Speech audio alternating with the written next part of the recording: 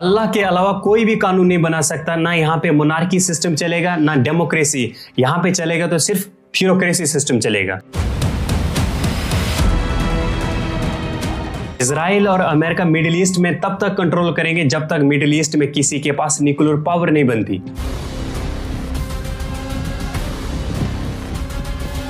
America democracy की तो बात करता है, लेकिन अपने फायदे के लिए ईरान में इंटेलिजेंट एजेंसी को भेज के डेमोक्रेसी को हटा के मोनार्की सिस्टम लाता है। इजराइल और सऊदी अरब कभी नहीं चाहते कि ईरान मुस्लिम वर्ल्ड का लीडर बने। ईरान में इंटरनेट ब्लैकआउट कर दिया गया और 20,000 से लोग ज्यादा मर चुके हैं और प्रोटेस्ट अभी भी जारी है।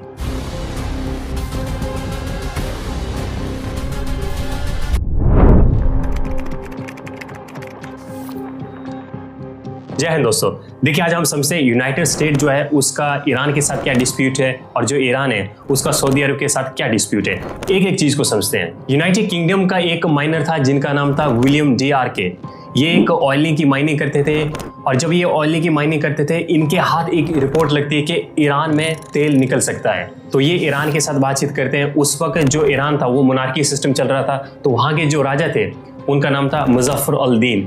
उनके साथ ये एग्रीमेंट करते हैं, ऑयल कंसेशन एग्रीमेंट। इसमें था कि हम यहाँ पे 60 साल तक ऑयल निकालेंगे, जितना भी ऑयल निकलेगा और उसका जो भी प्रॉफिट बनेगा उसका हम आपको 60% देंगे और एनुअल का अमाउंट भी कुछ देंगे हम। और जो ऑयल निकालने वाली कंपनी थी उसका नाम था एंग्लो पर्शियन ऑयल कंपनी, और ये वहाँ पे जैकपॉट लगा देती ऑयल निकालने के लिए। हालांकि जब 1901 में वहाँ पे जैकपॉट लगते हैं तो उस वक्त तेल नहीं निकलता, 1908 में जाके तेल निकलता वहाँ पे।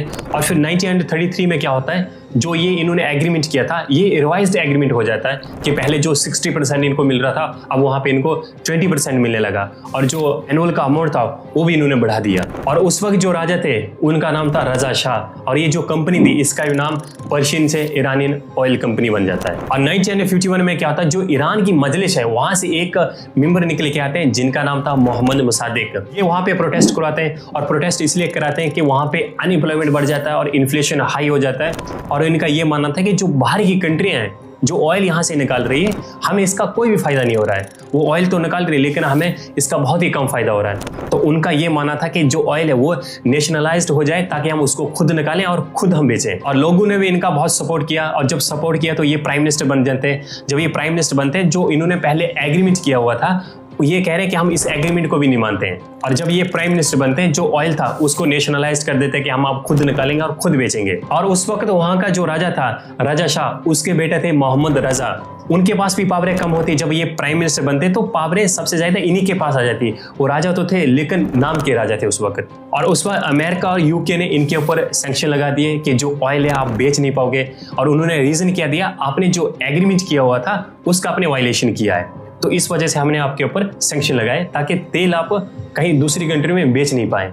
और उस वक्त अमेरिका और यूके इनकी जो कंपनी वहां पे ऑयल निकाल रही थी वो ऑयल नहीं निकाल पा रही थी। और 1953 में क्या करते हैं, अमेरिका और यूनाइटेड किंगडम ये अपनी इंटेलिजेंस एजेंसी को भेजते हैं वहां पे CAI MI6। ये ईरान में जाती हैं ताकि वहां पे तख्ता पलट कर पाए। जो प्राइम मिनिस्टर थे उनको हटा के जो राजा थे उनको पावर में ला जाए दोबारा से। वो राजा तो थे उस वक्त लेकिन उनके पास पावरें कम हो चुकी थी, तो इनको वापस लाना ताकि हम फिर से हम डील कर पाएं। और जब ये CAI और MI6 को वहां पे भेजते हैं और ये कामयाब भी हो जाते हैं, जो राजा थे उनको वापस पावर में लाते हैं और जो प्राइम मिनिस्टर थे उनको हटा देते हैं। और 1954 में ये न्यू ट्रीटी एग्रीमेंट साइन करते हैं, ऑयल कंजोर्टियम एग्रीमेंट। इस एग्रीमेंट में क्या होता है कि 4 कंट्री इन्वॉल्व हो जाती है, नीदरलैंड, फ्रांस और यूनाइटेड किंगडम और यूनाइटेड स्टेट। अब इसमें क्या था कि ये जितना भी ऑयल निकालेंगे, ये चारों की 4 कंट्री जितना भी ऑयल निकालेंगी तो ये 50% ईरान को देंगे। इनकी जो परसेंटेज थी USA और यूनाइटेड किंगडम 40% ले रहा था, जो नीदरलैंड था ये 14% ले रहा था, और फ्रांस जो था वो 6% ले रहा था। जैसे $100 का अगर ये ऑयल निकालेंगे तो उसमें से $50 जो होंगे वो ईरान को दे देंगे, और जो $50 है ये खुद डिस्ट्रीब्यूट करेंगे। और उस $50 में $20 USA लेगा और $20 यूनाइटेड किंगडम लेगा, और उसमें से 14 नीदरलैंड और 6 फ्रांस लेगा। और इस हिसाब से ये वहां पे एग्रीमेंट चल रहा था इनका। और 1963 में क्या होता है, एक चेहरा उभर के आता, आयतुल्लाह रूहुल्लाह खुमैनी। अब ये आयतुल्लाह कौन होते हैं, ये जो शिया कम्युनिटी है इनके जो वेल एजुकेटेड रिलीजियस स्कॉलर जो होते हैं उनको आयतुल्लाह कहा जाता है। और ये वहाँ पे आते हैं, ये भी सेम बातें कहते हैं जो मोहम्मद मुसादिक ने कही थी कि यहाँ पे जो बाहर की कंट्रियाँ हैं जो ऑयल निकाल रही, वो हमें उसका कोई भी फायदा नहीं हो रहा है। और साथ ही साथ इनकी जो विचारधारा थी वो बिल्कुल ही अलग थी। और इनकी विचारधारा ऐसी थी, ये चाह रहे थे कि ना यहाँ पे मोनार्की सिस्टम होना चाहिए, ना यहाँ पे डेमोक्रेसी सिस्टम होना चाहिए, यहाँ पे तो थ्योक्रेसी सिस्टम होना चाहिए। और इनकी जो विचारधारा थी कि कोई भी कंट्री को रन नहीं कर सकता और कोई भी कंट्री में कानून नहीं बना सकता, अल्लाह के अलावा कोई भी कानून नहीं बना सकता है। अगर कोई इंसान कानून बनाता है और कंट्री को चलाता, वो इस्लाम के खिलाफ है, इस्लाम में हराम है वो। और जो ईरान है वहाँ पे जो मुस्लिम है वो शिया मेजोरिटी में है, तो यहाँ से इनको निकाल देते हैं, इराक में चले जाते हैं 4 नवंबर 1964 में। और जब ये इराक में चले जाते हैं तो इराक में भी नहीं रुकते, वहाँ पे भी स्पीचें देते हैं। और जब वहाँ पे ये स्पीचें देते हैं तो इनकी टैप रिकॉर्डिंग होती है, वो वहाँ से जो टैप रिकॉर्डिंग होती है वो सप्लाई होती और ईरान में मस्जिद में प्ले की जाती है और वहाँ पे प्रोटेस्ट फिर से होते थे। और इनका मानना था कि इस्लामिक रेवोल्यूशन होना चाहिए, इस्लामिक रिपब्लिक होना चाहिए, ना यहाँ पे मोनार्की सिस्टम होना चाहिए, ना यहाँ पे